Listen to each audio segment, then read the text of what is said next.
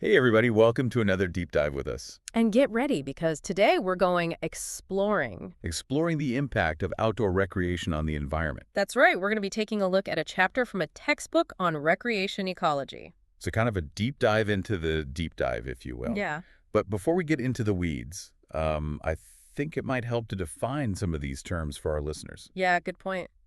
What exactly is recreation ecology? Yeah, what is it? Well, it's basically the study of how human leisure activities impact the environment. So it's like the intersection of having fun and keeping things pristine. Yeah, it's about understanding that, delicate balance between our desire to, get out there and enjoy nature. Right. And the responsibility we have to protect it. So it's more than just leaving no trace, although that's certainly part of it? Absolutely. We're talking about, the big picture here. Okay, so give us the big picture then. Well, think about this. There are an estimated 8 billion visits to protected areas worldwide each year. That's almost everyone on the planet. Yeah. And over 80% of those visits are concentrated in just Europe and North America. Okay, so a huge concentration of people in a relatively small percentage of the protected areas. Right. So you can start to see how that sheer volume of human interaction can put pressure on those environments. Right. So you're saying that even small actions, when multiplied by millions of visitors, can have a significant impact. Exactly. It's the little things that add up. Even seemingly insignificant actions can make a big difference. Okay, I'm ready for an example. Okay, let's say you're on a hike and you decide to take a shortcut off the designated trail. It happens, you see a little side path and you're like, oh, that looks nice. Well, if everyone starts doing that, you suddenly have multiple informal trails forming. Oh, right. Which can lead to soil erosion, habitat fragmentation, disruption of wildlife. Oh, I see what you mean. So what seemed like a harmless shortcut suddenly becomes a much bigger problem. Yeah, like a domino effect. Yeah. Okay, so how do we even begin to manage this impact with literally billions of people wanting to enjoy the outdoors? That's where organizations like the USA's National Park Service, the NPS, come in. Okay, the park rangers. They're tasked with a really challenging balancing act, They have to protect these incredible natural landscapes. Right. But at the same time, they also need to provide recreational opportunities for visitors. Right. So it's a tough job. Yeah, sounds like it.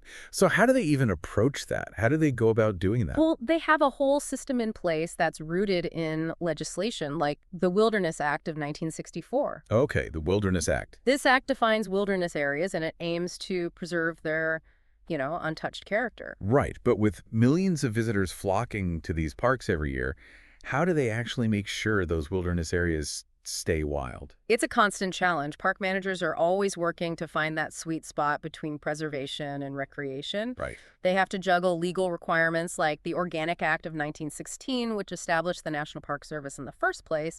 Right. And then there's the National Parks Omnibus Management Act of 1998, Okay. which emphasizes using science to guide their decisions. So how do they actually measure the impact of visitors? Is there like a, magic number they're looking at? That's where the concept of visitor carrying capacity comes in. Visitor carrying capacity. And it's not just about the total number of people a park can hold. Yeah. It's also about how their behavior and the specific environment that they're in affect the overall impact. So different areas within a park might have different carrying capacities, like a fragile alpine meadow versus a, well-established campground. Exactly. And the activities that are allowed in each area also factor in. Right. So to manage this complexity, the NPS developed frameworks like VERP. VERP? That stands for Visitor Experience and Resource Protection. Oh, so they're thinking about both the visitor experience and the environment? Right. VERP was all about setting measurable standards for both monitoring them closely and then adjusting management practices if things started to veer off course. So it sounds like a pretty comprehensive approach. It was, but they've actually evolved to an even more, proactive framework called VUM. VUM. Which stands for Visitor Use Management. So is VUM like VERP 2.0? You could say that. VUM builds on the principles of VERP, but it takes a more forward-thinking approach. Oh. It's all about anticipating potential impacts before they become major issues. Right. And having, flexible strategies in place to address them. Okay, I like it. So tell me more about these strategies. Well, VUM outlines 5 core strategies: managing use levels, modifying the location of use, increasing resource resistance, modifying visitor behavior, and then closing and rehabilitating the resource. 5 strategies. That's quite the toolbox. So how do those actually play out in the real world? Well, let's start unpacking those in part 2 of our deep dive. Okay, I can't wait. This is already making me rethink my own approach to outdoor adventures. I'm sure our listeners are feeling the same. We'll see you in part 2. See you then. All right, so we're back talking about recreation ecology and how we can balance our love of the outdoors with the need to protect it.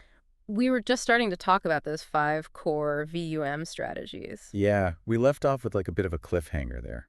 I want to hear more about how those work. Okay, well, let's start with managing use levels. Okay, so what does that even mean? Well, imagine you've got a super popular trail. Okay. Gets really crowded on the weekends. Yeah, especially in like peak season. Right, so one way to manage use levels would be to, implement a permit system. Okay, so you limit the number of people who can access the trail at any given time. Exactly, or you could have, designated time slots. Oh, like you have to reserve your spot in advance. Right, that way you're spreading out the use and reducing the impact on the trail. Okay, so what about those other strategies? Modifying the location of use. What does that look like in practice? So think about campsites and trails. Okay. Instead of letting people camp wherever they want. Right. Which can be tempting. You designate specific campsites.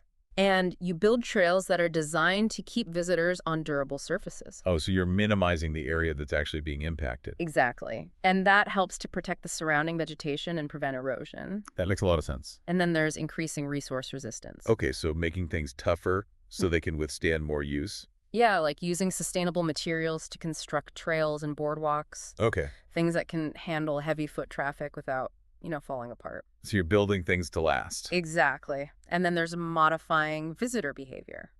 That sounds like a tricky one. How do you change the way people act in the outdoors?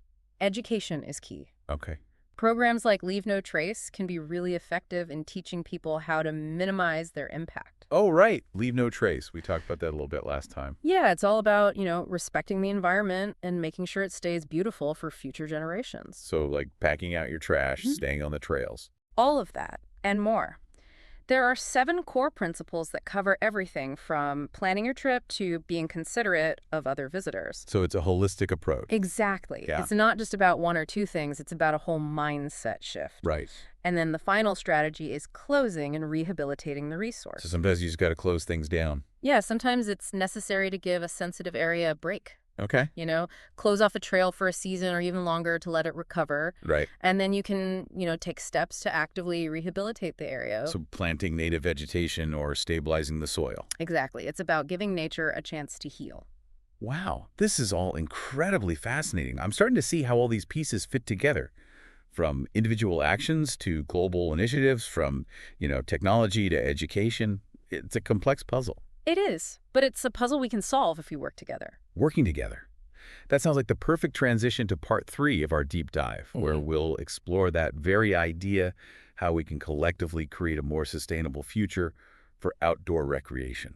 Sounds good to me. And we're back for the final part of our deep dive into recreation ecology. We've been talking about the impact of outdoor recreation on the environment. And how we can all do our part to protect the places we love. It's been quite a journey. It has. And you mentioned at the end of part 2 that you had a final thought-provoking idea for us. I did. And it all comes back to the power of individual responsibility. Okay. It's easy to get caught up in, the big picture. Right. The global trends and statistics. Exactly. Like that figure we keep coming back to, 8 billion visits to protected areas worldwide each year. It's almost impossible to wrap your head around a number that big. Right. But amidst all those, overwhelming numbers, it's important to remember that change starts with each of us. So even though one person might feel like a drop in the bucket, our individual actions actually do matter. Absolutely. Every decision we make, from the trails we hike to the campsites we choose, it all has an impact.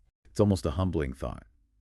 Recognizing that we're not just visitors in these natural spaces, but active participants, shaping their future. Yeah, think about it. Every step you take, it can either contribute to erosion or stay on the designated path and help protect the surrounding vegetation. And every piece of trash we pick up or leave behind, it all adds up. It's about shifting our mindset from just enjoying nature to actively caring for it. Okay, so it's not about being perfect all the time, but about being conscious and making, informed choices. Exactly. What if the next time you're out in nature, you just took a moment to pause and really considered your impact? To ask ourselves, am I leaving this place better than I found it? that simple question can be really powerful. Yeah. It can guide our actions and help us make choices that minimize our footprint.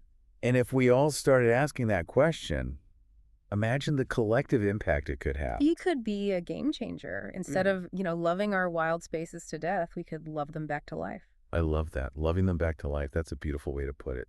It's the future I envision. This deep dive has been truly eye-opening.